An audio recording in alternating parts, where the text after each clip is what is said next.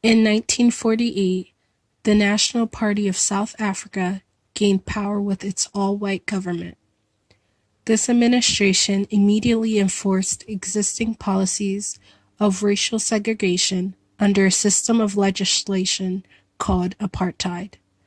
Apartheid affected non-white South Africans, which was majority of the population, forcing them to live in separate areas, use separate facilities, and limit contact with the whites. Strong opposition to the legislation rose both within and outside the country, causing a 50-year dispute between the people and the government. South Africa was colonized by the English and Dutch in the 17th century. Since the English dominated the Dutch descendants, also known as Boers or Afrikaners, the Dutch decided to establish new colonies, the Orange Free State and the Transvaal. Diamonds were discovered on these lands around 1900, attracting the British to invade, sparking the Boer War.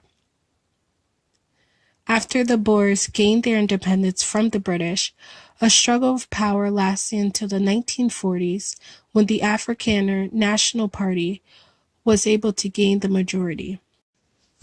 Strategists in this party invented apartheid as a means to cement their control over the economic and social system. From the beginning, the aim of apartheid was to maintain white domination while holding racial separation. In the 1960s, the party executed the Grand Apartheid, which emphasized territorial separation and police regression. Apartheid laws were finalized in 1948 along with racial discrimination. Race laws were involved in social life, such as prohibiting marriage between non-whites and whites and the authorization of white-only jobs.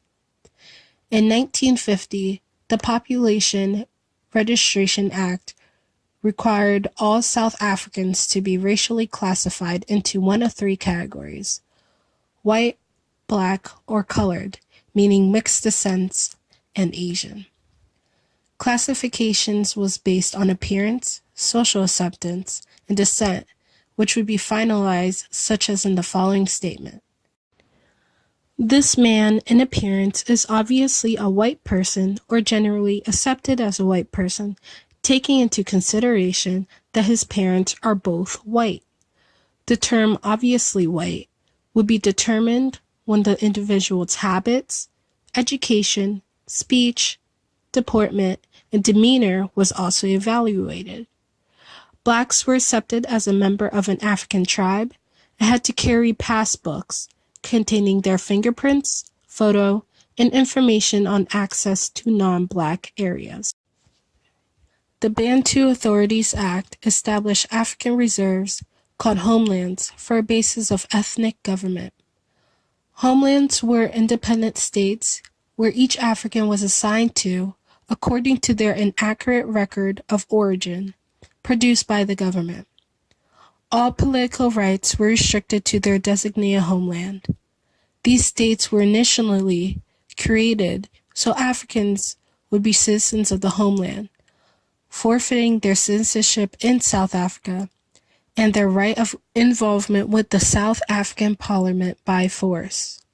Between 1976 and 1981, 4 homelands were created, denationalizing 9 million Africans who now needed passports to enter into their own country, South Africa. In 1953, the Public Safety Act and the Criminal Law Amendment Act were passed. These acts empowered the government to declare strict state of emergencies and heighten penalties for political protesting.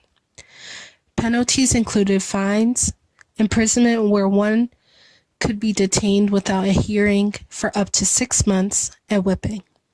Thousands died in custody after frequent acts of torture.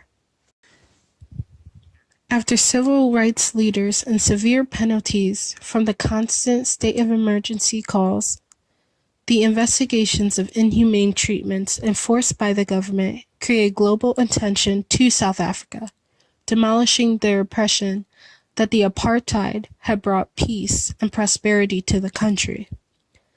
In 1973, the United Nations General Assembly had decided to denounce apartheid, and in 1976, the UN Security Council voted to impose a mandatory embargo on the sale of arms to South Africa. International officials had pressured the National Party government of Pieter Botha to create reforms such as abolition of past apartheid laws and the ban of interracial sex and marriage. The apartheid not only caused a cry and fight against racism in South Africa, but also across the world. Following the courage of African civil rights leaders, countries like the United States of America grew enough confidence to continue their own civil rights movement for freedom, justice, and racial equality.